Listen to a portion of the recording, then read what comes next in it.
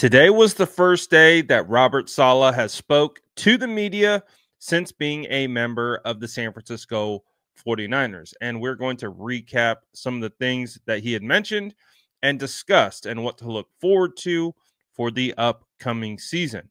Shout out to guys like Matt Lively and Nick Wagner, who kind of put out some stuff about what he had mentioned. And starting with what Matt had to say, now that he is back to being a defensive coordinator, what are the thoughts with the scheme? Is it going to be very similar to what he did previously?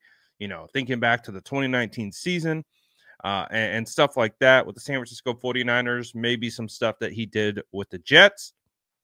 But it does sound like he has evolved the scheme.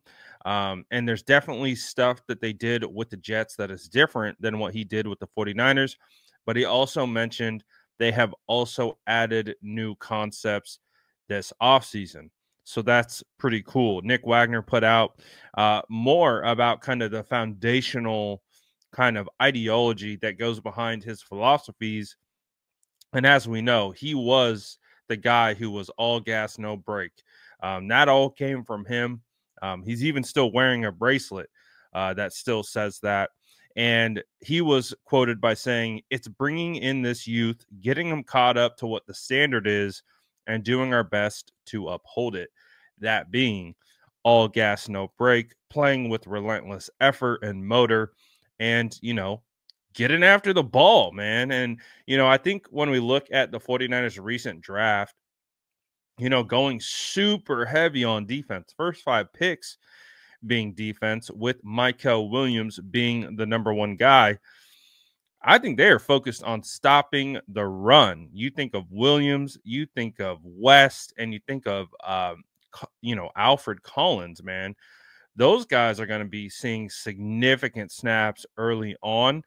And, they're going to have to get caught up to speed pretty darn quickly on what that standard is playing for the San Francisco 49ers. But hey, man, you got guys like Nick Bosa, you've got guys like Chris Kocurek, and of course Fred Warner, Deommodore Lenoir, guys like that who will also help push that standard forward.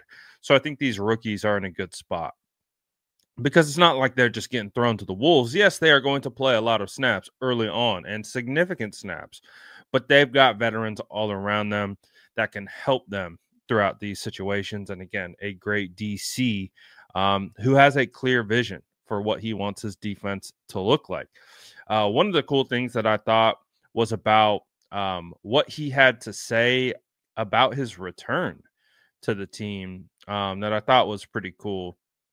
And I think, it's just going to, further solidify fans' love for Robert Saleh, especially being back in the red and gold. When he was asked about his interest in being a defensive coordinator for other teams, he said he had none. Obviously, he was in the conversation to be a head coach in a couple spots. I believe he interviewed for the Raiders head coaching job. He also interviewed and was heavily considered for the Jags head coaching job. He said, quote, "I have a tremendous amount of respect for this organization. They gave me so much, and during the first 2 years, if you think about those first 2 years as the coordinator in 2017 and 18, it wasn't easy, and it could have been very easy for them to move on from me. And honestly, I started running this page, or I started the SF Niners account that started as an Instagram page. Obviously, we've branched out to, every social platform since then. But I get a lot of feedback from a lot of fans. I see a lot of comments. I get a lot of DMs. I see a lot. And after that 2018 season, fans were not happy with Robert Saleh. Oh, boy, there was a large contingent that wanted him out of here. And, thought that the 49ers were making the wrong decision by keeping him. But in 2019, they were able to draft Nick Bosa. You had DeForest Buckner, you had Eric Armstead, and you had Dee Ford. And that defensive line went insane. Obviously, you had Fred Warner heading into year 2. You had rookie Dre Greenlaw. You had Richard Sherman on the outside. You had guys like Kowalski And Jimmy Ward, I think that was maybe the year Jimmy Ward found a home at safety, if I'm not mistaken. And the defense really came together. And he goes on to say, I'm indebted to this organization, to those men for the rest of my life. They stuck with me and we made it happen. We did what we needed to do, and the rest is history. And I'm excited about the opportunity to get the chance to do it again with them. So again, it's really like we all were super pumped when Robert Saleh was announced as the 49ers defensive coordinator. I know it was kind of a crazy situation with how it had to play out because we had to wait for the Jacksonville Jaguars situation. Trent Baalke getting, like, it was crazy situation.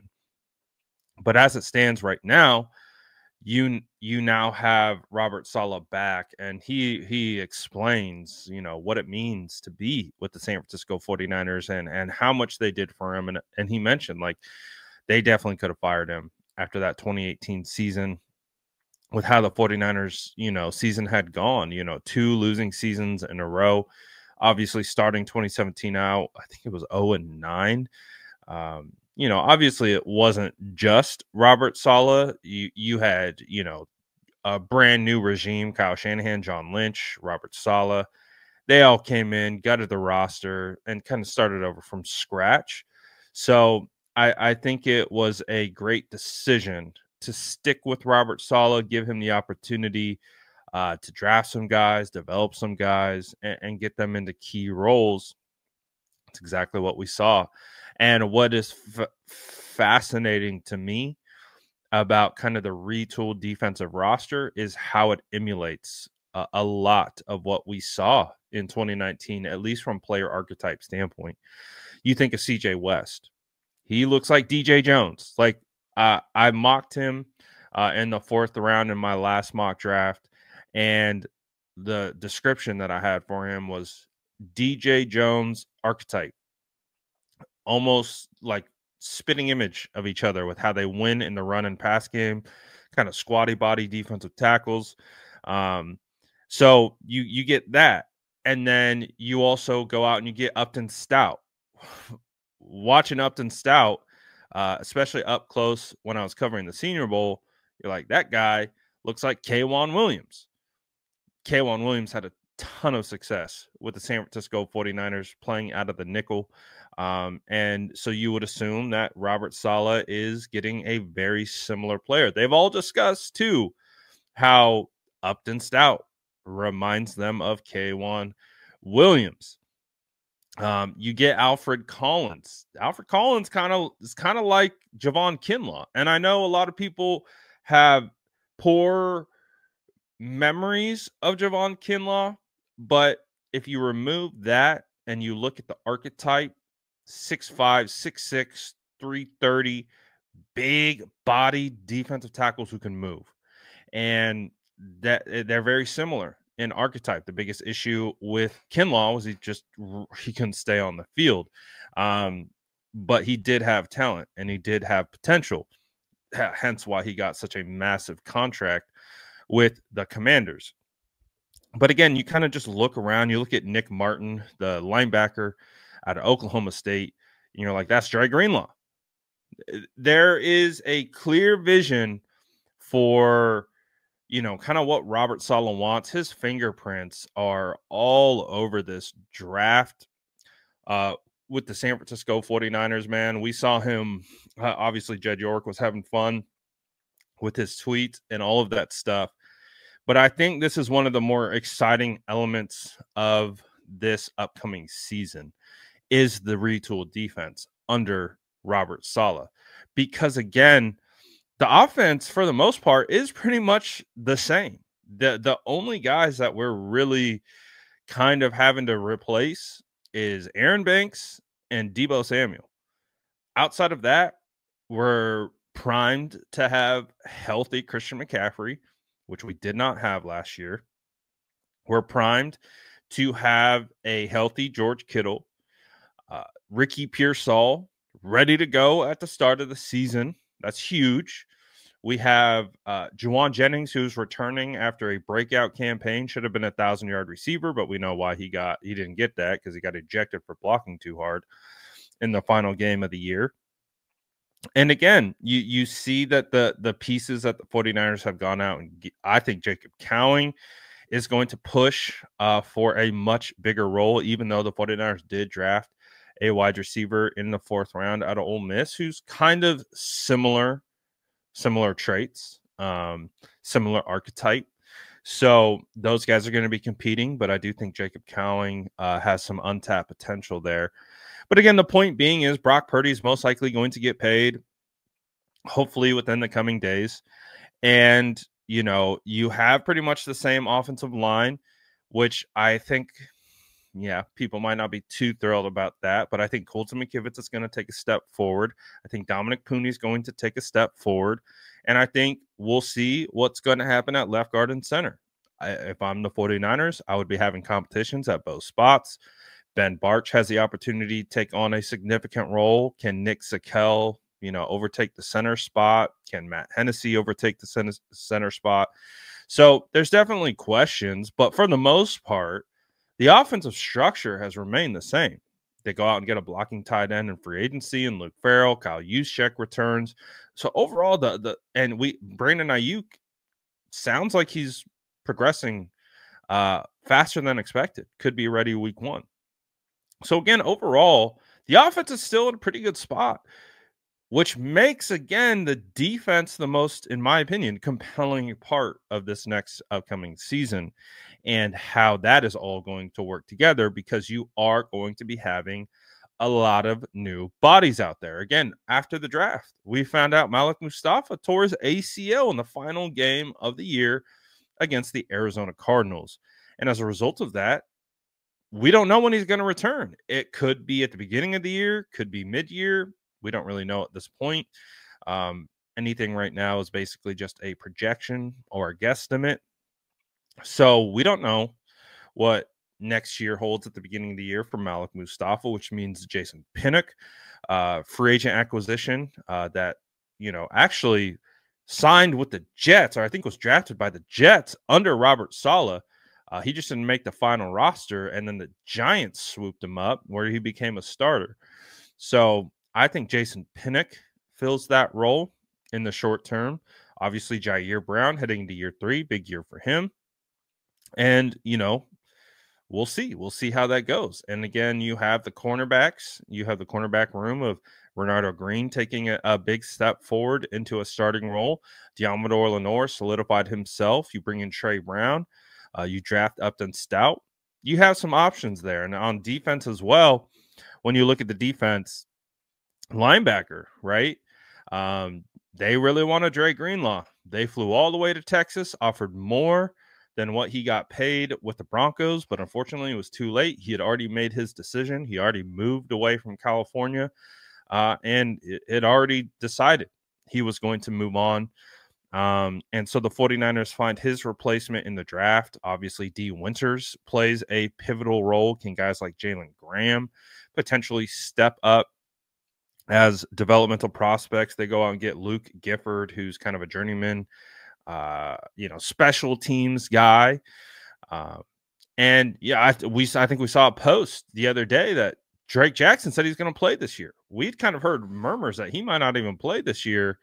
And he's saying, man, if you counted me out, that's not wise. So could Drake Jackson find himself in a role next season? I think it's going to be fascinating how this whole defense is going to be structured, how it's going to play out, and how they gel together. And I feel much more confident with Robert Saleh running the show.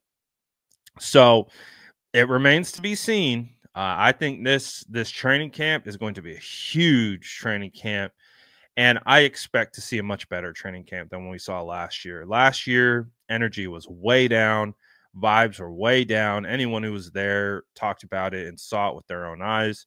So it's not like anyone was breaking any news there. The low vibes were palpable for sure. And so feels like we have a bit of a change in dynamic. I think George Kittle talked about, how the vibes are different. We don't have a bunch of lengthy holdouts and things like that. And I think he also is kind of alluding to the fact that, you know, I don't think we are going to expect a lengthy holdout with Brock Purdy either. So I think there's still a lot of optimism for this year. Yes, has there been a clear kind of deviation away from what they would have typically done, and maybe being, spenders in free agency, even though they do have the available cap space, things like that, kind of just sitting back and letting things play out. And honestly, I don't think it's been the worst strategy ever. I think they've actually been able to attain some really good young talent through the draft. Um, I'm a fan of playing rookies. I know typically under Kyle Shanahan, it hasn't been something he is, I would say a trend that he has gone after. But I do think that, you know, being forced to play some rookies isn't a bad thing. Yes, you have to overcome the rookie lumps and the rookie mistakes, and the rookie walls and all those different types of things. But at the same time, man, it's like these college players, especially a bunch that the 49ers have drafted, have played a lot of ball. So that they kind of get it. They kind of understand. Yes, the NFL game is going to be a bit of a learning curve from a playbook standpoint, maybe a little bit of a speed standpoint, but I don't think it's going to be that big of a learning curve for guys like Michael Williams, Alfred Collins. I just don't. I really don't. So I think those guys are going to acclimate well. Um, I think they're going to have a pretty tremendous impact as young players. And I do think, again, the 49ers, there is a path. I know some people have viewed this offseason as maybe lack of moves or lack of doing things. I just think it's doing things a different way. And it's not necessarily a bad thing. I don't think it is bad to load through the draft, make sure you're getting guys who are going to contribute and be good players. That's literally the goal of the draft. And I think, the last 2 years, they've done a pretty solid job at that. I wouldn't say this past draft was the sexiest draft, but it was a lunch pail draft. It was a draft where guys are going to get to work, put their hands in the dirt, and plug gaps, do all those different types of things, fill specific roles, and get after it. So I'm excited to see what that looks like. I think there's still ample room for optimism for this team having a successful year. I mean, you think about how awful last year was. They were still fighting for and scrapping for a playoff spot to the very end. So, yes, the division has gotten better. The division drafted really well. They've added some good talent. But hey, the cream rises to the top, and we'll see if the San Francisco 49ers are the cream of the crop when it is all said and done. But I think guys like Robert Saleh, Brant Boyer also spoke today. And you got Clint Kubiak in a new role. So as OC. So we'll see how it all plays out. But ultimately, at the end of the day, I think it is a positive sign moving forward. I think there's plenty of room for optimism. Lots of work to do. We're not going to say that it's going to be easy. We're not going to say it's a foregone conclusion. I think that the 49ers are a doubted team right now amongst the masses. And honestly, I wouldn't want it any other way. The 49ers have always performed better when they are hunting and not being the hunted. And I think that this season is a bit of a reset back to being the hunters. They are the ones that are going to be trying to take down the quote unquote better teams. And I think they have always just performed better in that way, kind of the underdog, sleep on us, that kind of mentality, especially when you have a lot of veterans in that room who have done it at a very high level for a long time. And they're hearing this, they're hearing that. I think it's a recipe for a good storm. So we'll see what ultimately comes to fruition. Rookie minicamp coming up, OTAs, mandatory minicamp. Then we're going to take a break, and then it's training camp. And when training camp, for me, that's when the season starts. So really excited to get to it. Really excited to see how this team molds and morphs together. And I think there is a positive outcome at the end of the tunnel. But again, a lot of work needs to be done first before we can realize that. But I'm curious to know what you guys kind of think about this whole situation, what you perceive the 49ers to be. Do you think that there is a positive trajectory here with this team, with the staff, with the current additions? Let me know what you guys are thinking in the comments below. And as always, make sure to like and subscribe for more updates.